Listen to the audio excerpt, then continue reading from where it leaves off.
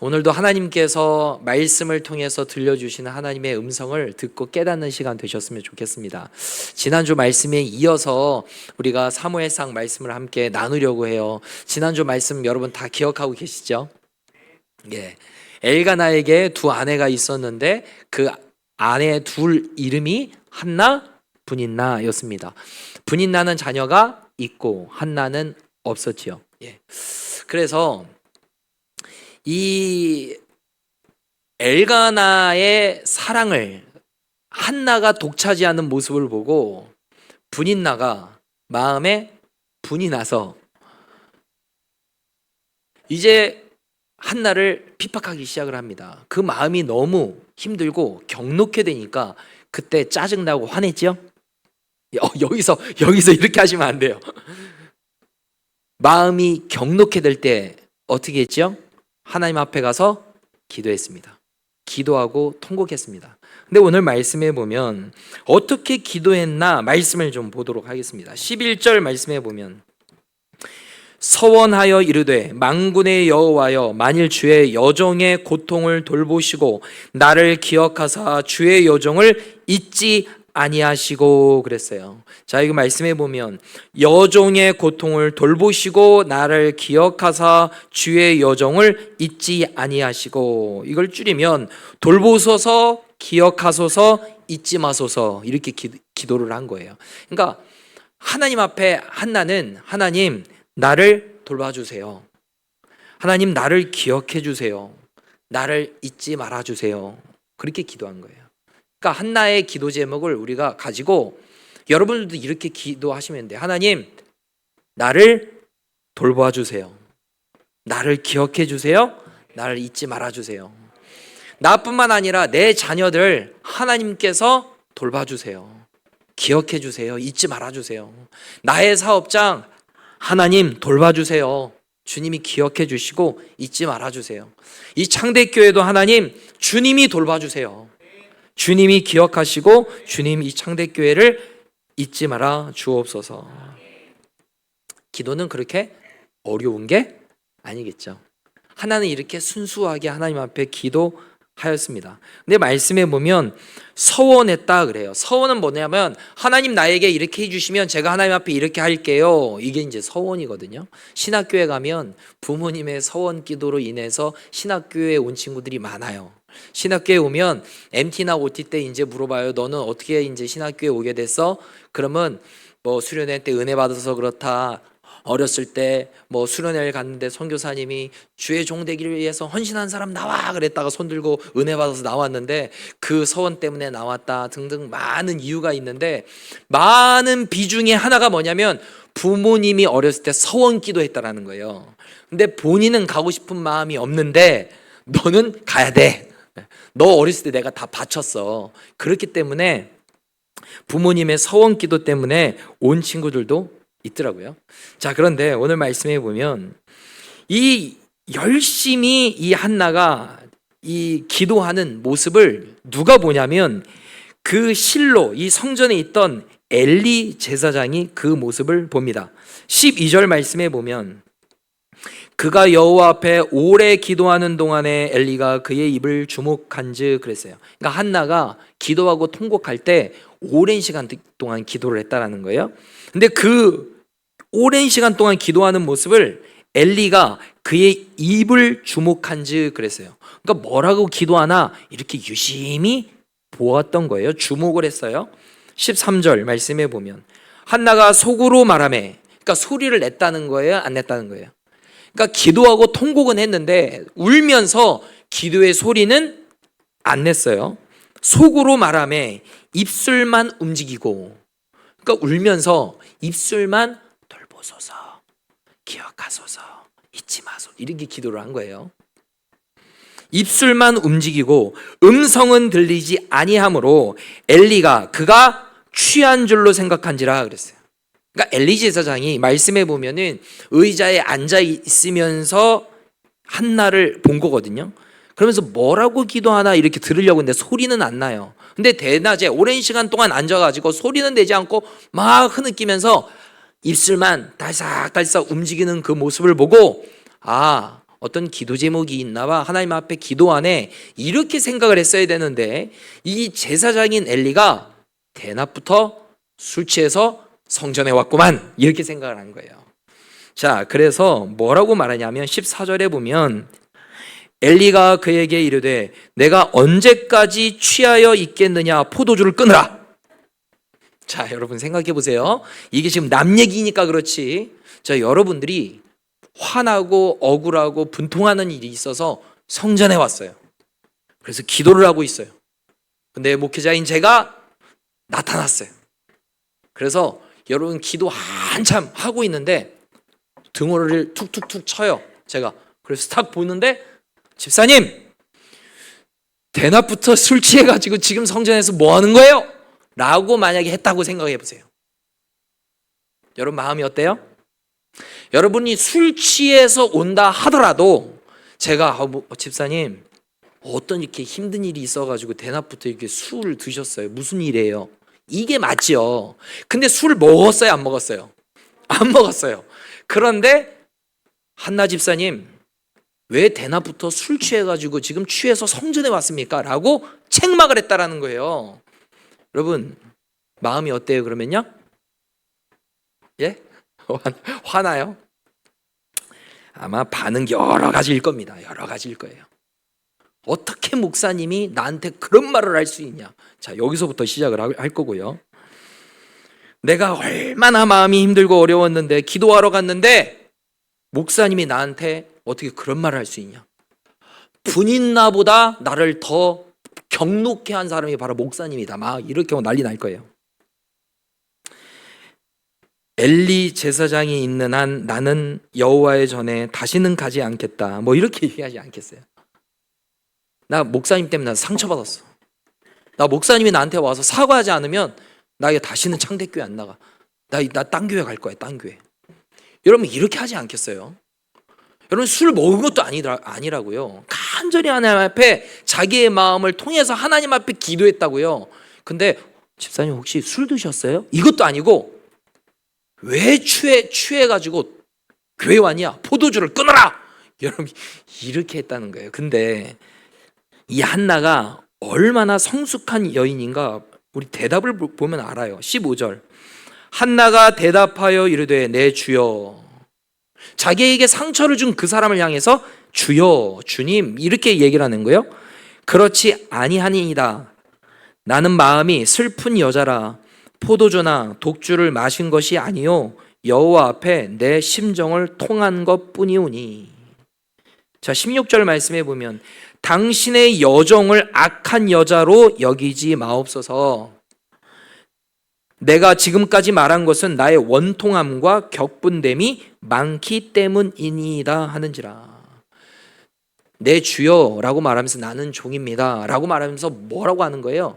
자기의 상황과 형편, 내가 왜 이 자리에 있었는지 저는 포도주, 독주 마신 것이 아닙니다. 내 마음이 너무 힘들고 괴롭고 어려워서 하나님 앞에 기도한 거예요 라고 자초지종을 풀어서 알려주는 거예요. 여러분 이러한 모습을 통해서 한나가 얼마나 믿음이 있었고 성품이 온유한 자인가를 알 수가 있는 거예요. 여러분 이렇게 반응하기 쉽지 않잖아요. 제가 우리 둘째 어렸을 때 한 7살 정도 됐을 때예요. 죽음이라는 것에 대해서 알려줘야 되겠다라고 생각했어. 죽음. 이 아이가 알아들을 수 있을지는 모르겠지만 죽음이라는 것을 알려줘야 되겠다 그랬어요.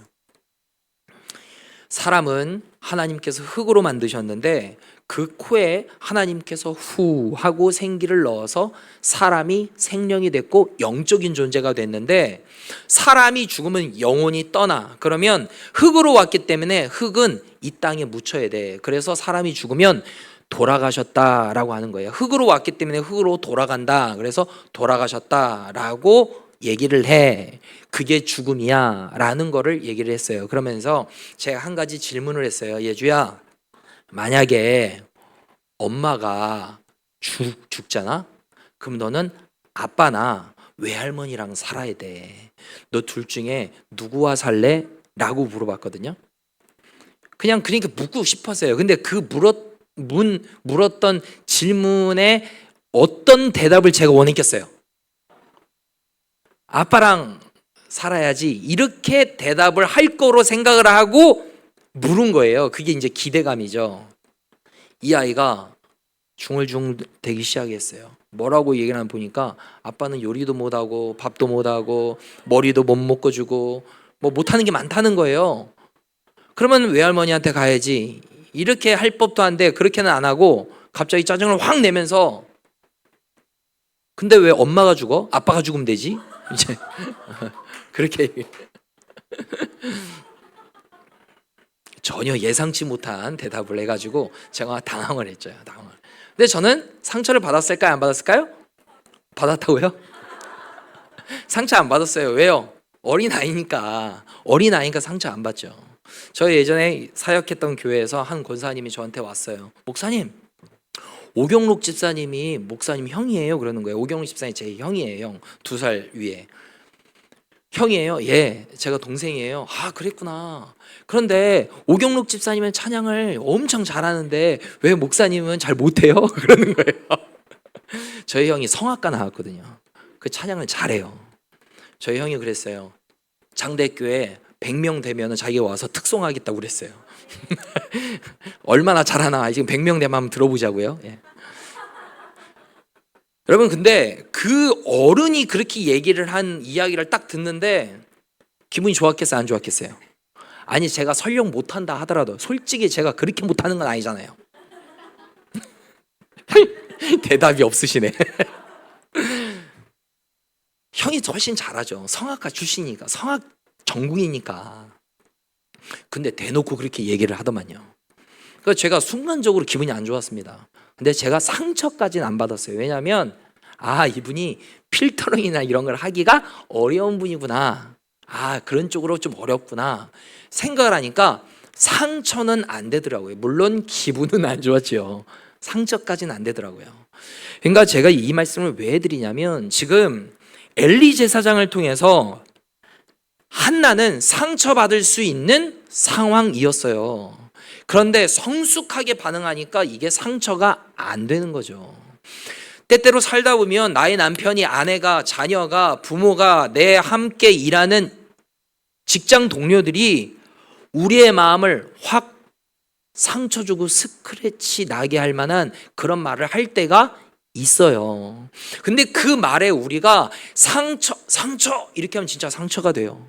근데 그걸 어떻게 우리가 지혜롭게 넘길 수 있냐면, 저분이 나를 그렇게 보니까 그런 이유가 있었나 보다, 그럴 수도 있지 라고 생각하면 상처가 안 돼요. 이게 넓은 마음이에요. 내가 소리를 안 내니까 술에 취했다고 생각을 했나 봐, 그럴 수도 있지. 하나의 입장에서는 그렇게 성숙하게 생각하니까 상처가 안 되는 거죠. 여러분, 저와 여러분들도 이렇게 한나와 같이 너그러운 마음, 부드러운 마음, 여유 있는 마음을 품게 되기를 예수님의 이름으로 축복합니다.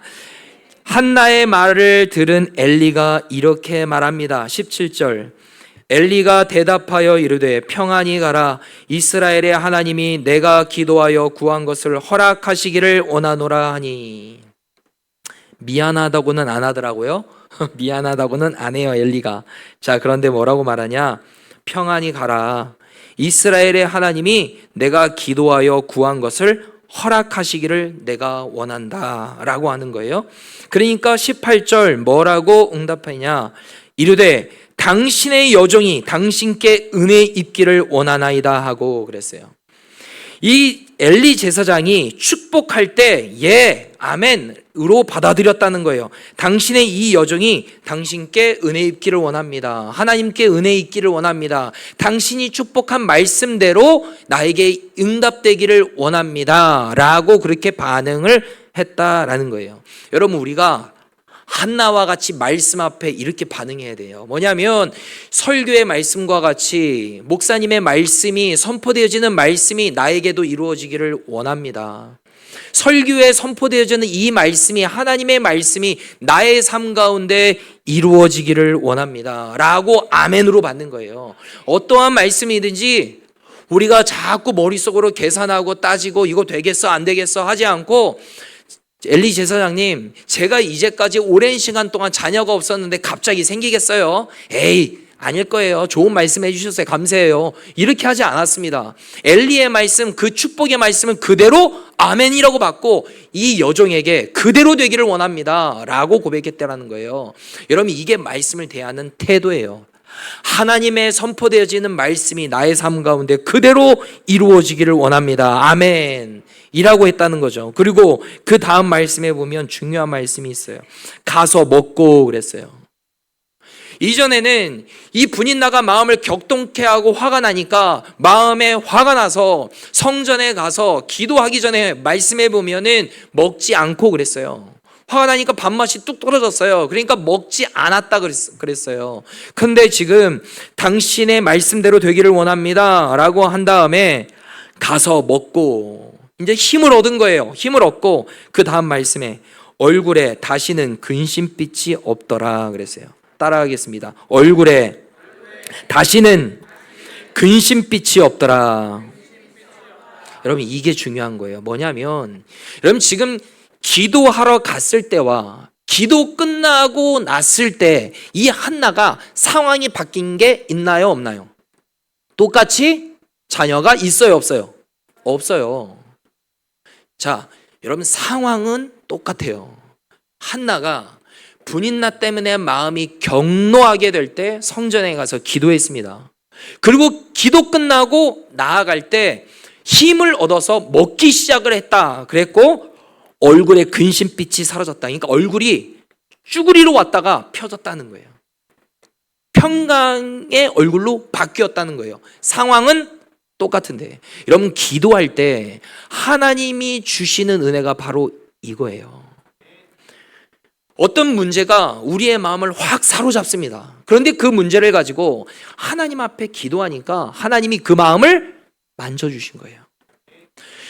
이 문제가 너무나도 커 보였는데 그 문제에 완전 사로잡혀서 압도당하는 것 같은데 하나님 앞에 나아가서 기도하고 똑같은 상황인데 상황이 변화되지 않았어요. 그런데 마음에 힘이 생기고 위로가 되고 이제는 가서 하나님이 정말로 일하실 거야. 나에게 자녀를 주실 거야. 그리고 그 분인나가 더 이상 내 마음을 사로잡지 못하게 되는 거예요. 여러분, 이게 기도할 때 하나님이 일하시는 역사인 줄로 믿습니다. 여러분, 지금 기도하고 난 다음에 상황은 똑같아요. 그러니까 내가 응답되기를 원한다 라고 하니까 에이, 이제까지 얘기 없었는데 생기겠어요? 그냥 이대로 살게요. 기도는 기도대로 하고 에이, 분인나나 제거해 주시죠. 그렇게 하지 않았습니다. 근심빛이 사라졌다라는 거는 그 문제는 그대로 있지만 하나님이 그 한나의 마음을 만져주시고 녹여주셨다라는 거고, 하나님께 내가 서원하여 기도했잖아요. 아들을 주시면 내가 머리를 삭도해야 되지 않고 이 나시린으로 바치겠다라는 거고요.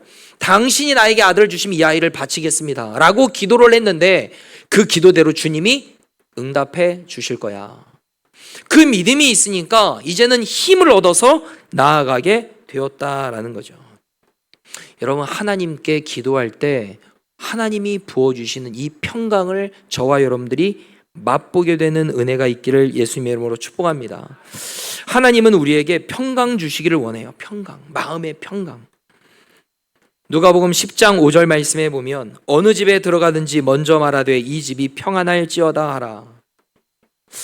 예수님께서 제자들에게 너희들 전도하러 갈 때 집집마다 돌아다니지 그때 초인종 누르고 벨 누르고 사람 나오지 그때 가장 먼저 평안을 구해라는 거예요. 왜요? 가장 먼저 그 사람에게 평안을 구하는 게 중요해. 중요하니까 먼저 하라는 거예요. 평안. 요한복음 14장 27절 평안을 너희에게 끼치노니 곧 나의 평안을 너희에게 주노라. 내가 너희에게 주는 것은 세상이 주는 것과 같지 아니하니라.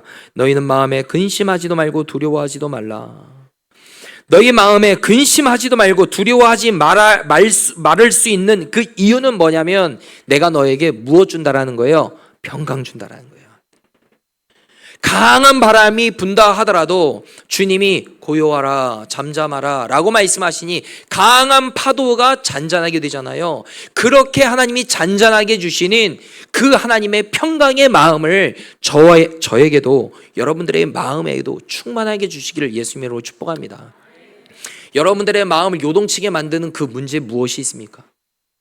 여러분들의 마음을 사로잡게 만들고 지금 갈팡질팡하게 만들고 마음을 휘젓게 만드는 그 대상, 그 사람이 있을 거예요. 그것 제거해 달라고 여러분 기도하지 마시고 하나님이 나에게 주시는 평강의 마음을 허락하여 주옵소서, 그렇게 기도하세요. 요한복음 20장 19절 말씀에 보면은 부활하신 예수님이 제자들에게 찾아가서 이렇게 말씀하시죠. 이날 곧 안식 후 첫날 저녁 때 제자들이 유대인들을 두려워하여 모인 곳에 문들을 닫았더니 예수께서 오사 가운데 서서 이르시되 너희에게 평강이 있을지어다. 가장 먼저 제자들에게 찾아가서 니네들 나 잡힐 때 다 떠나갔지, 나 부인했지, 나 따라다닌다고 맹세해놓고 다 도망갔지 어떻게 그럴 수 있니? 라고 하지 않고 주님이 그들에게 찾아가서 너에게 평강이 있을지어다. 한 번 더 그러셨어요. 21절 예수께서 또 이르시되 너에게 평강이 있을지어다. 왜 예수님이 두 번씩이나 제자들에게 찾아가서 평강이 있을지어다 라고 말씀하셨을까요? 그들에게 지금 급한 건 뭐예요?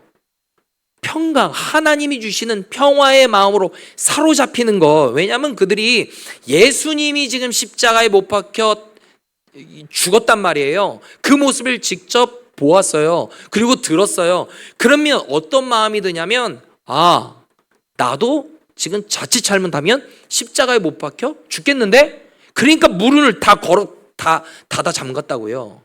누가 못 들어오게. 그리고 벌벌벌 떨고 있었다고요. 그 마음 가운데 있는 제자들에게 찾아가서 평강이 있을지어다 한 거예요. 하나님이 주시는 평화로 사로잡히게 되기를 원한다. 주님이 이렇게 말씀을 하신 거예요. 자, 19절 말씀을 보면 그들이 아침에 일찍이 일어나 여호와 앞에 경배하고 돌아가 라마의 자기 집에 이르니라. 엘가나가 그의 아내 한나와 동침하매 여호와께서 그를 생각하신지라. 지금 이제는 돌아갔어요. 힘을 얻고 돌아갔습니다. 평강을 얻고 돌아갔어요. 그리고 이 엘가나가 한나와 동침했습니다. 자, 그때 여호와께서 그를 생각하신지라. 누구를 생각했다라는 거예요? 기도했던 한나를 생각했다라는 거예요. 아무도 없이 소리를 내며 울면서 나한테 하나님 나를 돌봐주세요, 나를 기억해 주세요, 나를 잊지 말아주세요 라고 소리는 내지 않고 조용히 기도했던 그 한나의 입술에 주님이 뭐 하셨던 거예요? 주목하시고 네가 나한테 이렇게 기도했지? 내가 너를 생각한다, 내가 너에게 응답 줄게 라고 하시고 이 한 번의 동침 사건으로 인해서 어떻게 돼요? 20절 한나가 임신하고 때가 이름에 아들을 낳아. 누구를 낳았어요? 사무엘을 낳았다. 사무엘이라는 사람을 낳았다라는 거예요. 마지막 사사. 이 사무엘이 사울에게도 기름 붓고 다윗에게도 기름 붓잖아요. 이렇게 그 당시에 위대하게 쓰임 받았던 사무엘이 누구를 통해서 낳냐? 기도의 사람 한나를 통해서 태어난 거다 이 말이에요. 여러분, 한나는 마음이 요동치고 격노하게 될 때 하나님 앞에 나가서 기도했습니다. 그 기도의 모습을 주님이 보셨습니다. 그리고 그의 마음을 만져주십니다. 평안으로 바꿔주셨습니다. 여러분들에게도 기도할 때 주님이 부어주시는 그 평강을 맛보아지게 되기를 예수님의 이름으로 축복합니다. 그리고 주님께서 여러분들이 어떠한 문제 때문에 지금 시달려하고 힘들어하고 있는지 주님이 아실까요? 모르실까요? 아십니다. 주님께 여러분 이렇게 기도하셨으면 좋겠습니다. 한나와 같이 하나님 나의 삶을 돌보아 주시옵소서, 나를 기억하여 주시옵소서, 나를 잊지 말아 주시옵소서. 기도할 때 하나님이 내 마음에 주시는 평강으로, 문제가 너무 커서 내 마음이 너무 요동치지만 기도할 때 하나님이 부어주시는 절대적인 평안, 그 평안을 내가 맛보아 알게 하여 주시옵소서. 그렇게 기도하며 나아갈 수 있는 우리 모두가 되셨으면 좋겠습니다.